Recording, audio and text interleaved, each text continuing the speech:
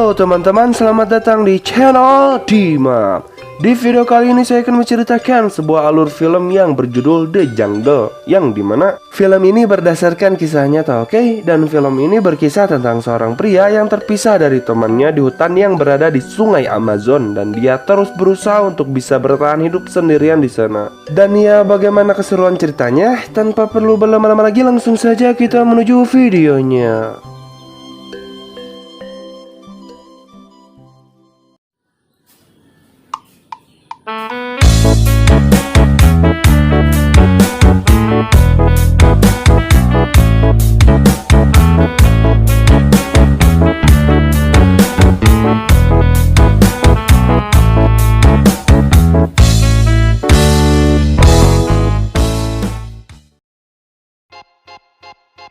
Awal film diberikan disclaimer bahwa ini merupakan kisah nyata yang dimana pemeran utama ini tidak menginginkan kehidupan biasa seperti kuliah, bekerja, lalu menikah. Tetapi dia ingin memiliki perjalanan hidup yang berbeda dengan bertemu suku pedalaman, mencari harta karun, menjelajahi dunia, dan berpetualang di jantung hutan. Lalu film pun dimulai. Diperlihatkan Harry Potter yang sudah berganti nama menjadi Yoshi yang sedang nebeng pada sebuah mobil kol sayur jurusan Sumedang, Amerika. Sampailah dia di sebuah pegunungan dan memulai petualangannya. Saat sudah berlayar, ada seseorang yang tertinggal di sana, dan Yoshi meminta sang nahkoda untuk putar balik. Setelah dia kegebuk kantong, mereka pun berkenalan, dan dia bernama Markus. Seharian itu mereka bercerita dan menjalin sebuah hubungan yang cukup erat di sana. Keesokan harinya saat mereka berjalan-jalan, rupanya Markus bertemu sahabatnya yang bernama Kevin yang sedang foto-fotoan di sana dan mengenalkannya pada si Yoshi.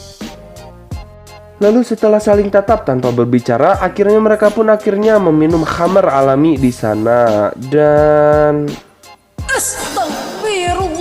keesokan harinya Yoshi pun bercerita bahwa ayahnya tidak menyetujui atau tidak ridho atas perjalanan yang dipilih oleh si Kevin ini. Yoshi maksud saya. Setelah itu dia pun berpamitan untuk melanjutkan perjalanannya bersama Markus dan Kevin. Saat sedang berjalan-jalan, rupanya ada seseorang yang mengikutinya dan mengajaknya untuk berbicara. Dan dia bernama Carl, dan Carl mengajaknya untuk melihat suku Indian terakhir yang masih tersisa di hutan yang berada di sungai Amazon. Dan yang lebih meyakinkan, dia bisa menunjukkan foto-fotonya. Setelah pulang, dia pun mengajak mereka berdua untuk ikut bersamanya. Karena mereka tidak percaya padanya, Yoshi pun mengajaknya untuk langsung bertemu dengan Carl. Keesokan harinya, setelah si Carl memberitahu segalanya, mereka pun percaya. Dan singkat cerita, mereka pun ikut bersama Yoshi.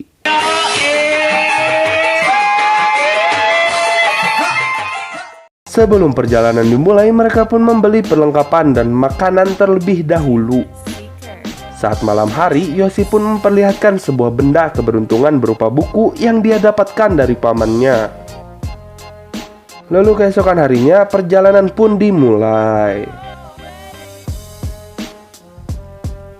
Setelah take off, mereka pun mulai menyusuri hutan. Lalu mereka pun berkemah di hutan. Dan tiba-tiba rupanya terdapat makhluk yang sangat mengerikan, yang dimana makhluk tersebut pernah menyerang Bikini Bottom. Keesokan harinya mereka pun mulai menyusuri hutan kembali. Hingga malam harinya mereka pun berkemah di hutan kembali, dan di sini mulai terlihat bahwa si Kevin ini mulai tidak suka atau sebelah gitu kepada si Carl. Keesokan harinya mereka melanjutkannya kembali, dan terlihat di sini Markus tanpa sengaja kakinya tikus lewat, dan entah kenapa dia bisa seperti itu. Setelah 2 hari perjalanan, sampailah mereka di sebuah perkampungan yang bernama Asyarmas. Dan mereka pun berbahagia di sana. Keesokan harinya kembali, setelah sedikit bercakap-cakap dan bersenang-senang, mereka pun mulai melanjutkannya kembali.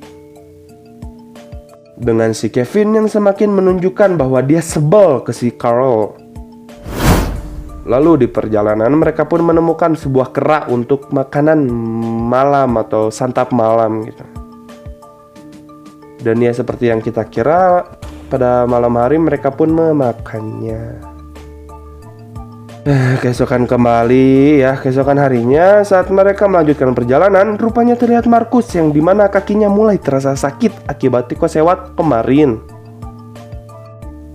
Dan akhirnya mereka pun beristirahat serta si Carl yang mengobatinya. Lalu mereka pun melanjutkan perjalanannya. Namun perjalanan mereka kini sedikit terhambat akibat Markus yang berjalan lambat dan perlu lebih banyak beristirahat. Lalu saat malam harinya terlihat mereka yang dimana mulai sedikit menyalahkan Markus akibat dia yang menghambat perjalanan ini. Dan Markus yang sedih dan menyesal pula. Saat pagi harinya terlihat bahwa kakinya Markus yang semakin parah dan kulitnya mulai mengelupas. Lalu mereka pun sedikit rapat di sana, yang dimana dibutuhkan waktu 4 hari untuk sampai ke tujuan mereka. Jika melebihi itu, mereka pasti akan kasasab di sana akibat akan jadi musim hujan gitu kan. Sedangkan itu tidak mungkin dilakukan karena mengingat Markus yang menghambat perjalanan ini. Dan Carl berniat untuk kembali ke Asaya Ramas agar mereka dapat selamat. Namun itu langsung mendapat penolakan dari mereka. Dan akhirnya Kevin pun memiliki sebuah ide untuk membuat rakit agar perjalanan lebih cepat. Lalu singkat cerita mereka pun membuatnya.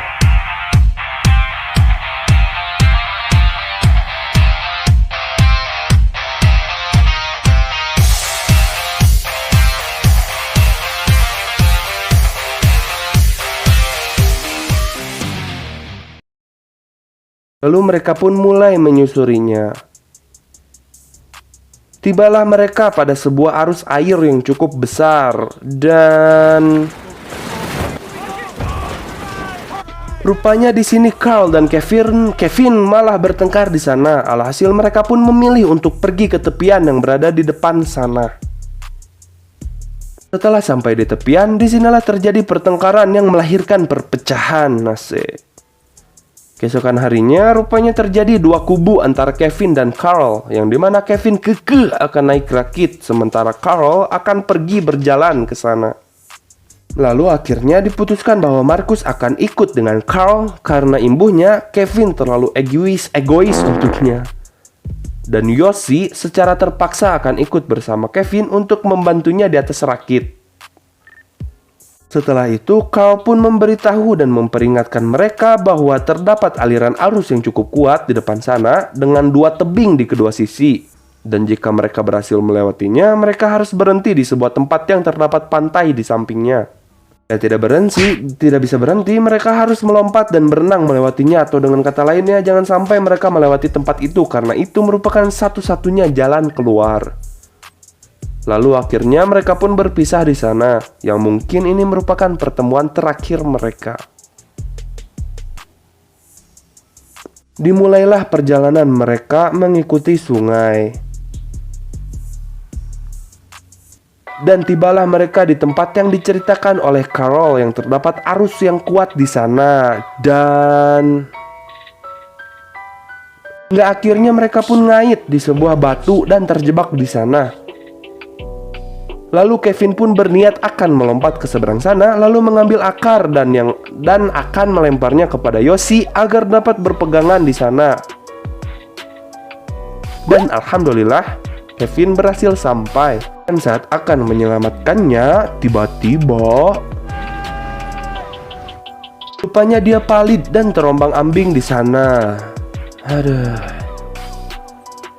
Dan alhamdulillahnya dia berhasil ngegantel di sebuah batu dan berenang ke tepian. Setelah ngarenghap sejenak, dia pun mulai menaiki tebing tersebut dan berteriak-teriak dengan harapan Kevin akan mendengar. Keesokan harinya, dia pun melihat tasnya dan mengejarnya. Alhamdulillahnya dia berhasil mendapatkannya, dan dia langsung memegang benda keberuntungan miliknya. Lalu pencariannya pun dilanjutkan agar dapat bertemu dengan sahabatnya kembali. Dan di sini terlihat Yoshi yang sudah mulai depresi akibat perpisahan itu. Lalu dia pun menggambarkan peta di secari kertas dan menyimpan persediaan makanannya dengan harapan jika Kevin menemukannya, Kevin dapat selamat dan tidak kasasab atau nyasar. Sampailah hari ke-6 setelah perjalanan itu, dia yang kelaparan akhirnya melihat buah di sana. Dan tiba-tiba dia pun memberanikan diri untuk menangkap ular tersebut. Saat malam harinya, rupanya dia mulai berhayal yang dimana dia sedang berada di restoran cepat saji. Esokan harinya, dia pun melanjutkan perjalanan. Dan saat dia di ping sebuah batu dan dia ngaca, rupanya dalam jidatnya terdapat sesuatu yang utek-utekan di sana. Saat malam harinya, rupanya dia pun mulai menghayal kembali akibat depresinya tersebut. Keesokan harinya, yang dimana jidatnya sudah semakin besar, dia pun akhirnya mulai melakukan operasi kecil di sana. Dan rupanya terdapat ulat pemakan daging di sana. Aduh.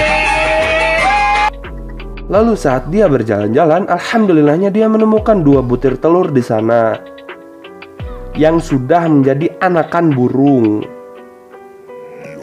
Lalu dia pun melanjutkan perjalanannya kembali. Sampai akhirnya dia menemukan tempat bekas peradaban yang sudah tidak ditinggal. Saat malam harinya dia pun beristirahat. Dan saat membuka sepatunya, rupanya kakinya sudah sangat parah seperti si Markus saat itu. Lalu dia pun melanjutkan perjalanan kembali. Dan dia pun menemukan jejak kaki di sana. Dia yang kapalang senang pun berteriak dan menyangka Kevin sudah ada di sana. Dan ternyata itu merupakan jejak kakinya sendiri. Mohon bersabar, ini ujian. Mohon bersabar, ini ujian. Pun mengingat kejadian di mana ayahnya yang murka atas jalan yang dia pilih. Dan ya inilah bukti gitu kalau misalnya segala apapun itu harus diawali dengan ridho orang tua gitu ya gengs ya. Oke, lanjut. Lalu dia pun kembali menuju sungai karena mengingat perkataan Carl saat itu bahwa harus tetap dekat sungai. Dan ya rupanya tanpa terasa ini sudah hari ke-14 sejak dia memasuki hutan ini. Lalu keesokan harinya diperlihatkan sekilas yang dimana Kevin yang pingsan berhasil ditemukan oleh 2 orang warga kampung sini dan mengajaknya untuk menuju kampungnya. Alhamdulillah. Dan ya sebagai sahabat yang baik, dia pun langsung menuju kantor keamanan untuk mencari Yoshi. Dan tiba-tiba Aduh. Tanpa kenal menyerah, dia pun terus meminta agar pihak keamanan bisa terus mencarinya. Hingga akhirnya pihak keamanan pun menunjukkannya pada seseorang yang sudah sangat kenal terhadap sungai Amazon ini. Setelah disamperin gitu ya, orang tersebut dengan santainya berkata bahwa temanmu sudah die. Tetapi dengan kepercayaan dan keyakinan si Kevin bahwa Yoshi masih hidup, dia pun akan membeli perahunya untuk berangkat ke sana sendiri. Alhasil si bapak ini pun mengiyakan keinginan Kevin untuk mencari dan menyusuri sungai Amazon tersebut. Kembali ke Yoshi, dia yang belum sikat gigi 2 minggu lebih hingga mulutnya digembrong lalur pun akhirnya dia bertemu dengan orang terakhir suku Indian itu. Dan ia tanpa terasa bahwa ini sudah hari ke-19 setelah dia masuk ke dalam hutan ini. Dan hari ke hari pun dia lewati dengan ditemani orang tersebut. Hingga akhirnya terungkap bahwa orang tersebut hanyalah hayalannya saja. Aduh. Dengan rasa depresi dan sedikit gila, tanpa sengaja dia pun masuk ke dalam pasir hisap. Dengan penuh perjuangan, dia pun akhirnya bisa meraih ranting dan berhasil keluar dari sana. Namun sayangnya, kantongnya tertinggal di sana.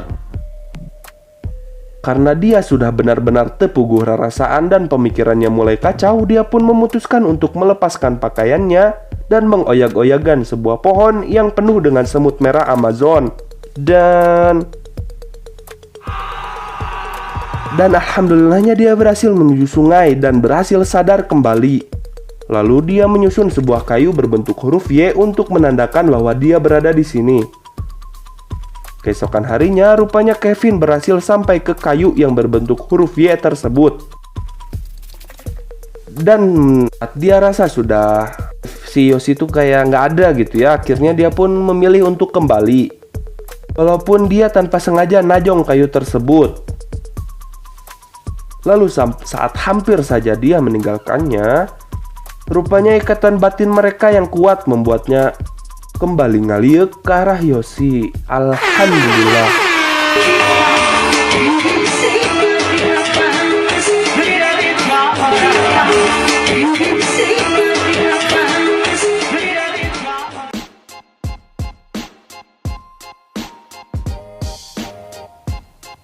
Begitu terkejutnya para warga saat melihat ada orang asing yang telah berhasil selamat dari ganasnya hutan tersebut.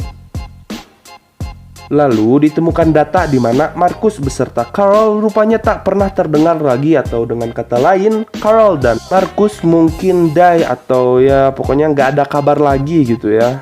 Dan rupanya lagi si Carl merupakan seorang penipu dan suku Indian terakhir itu tidak ada. Dan berikut adalah foto-foto asli dari mereka.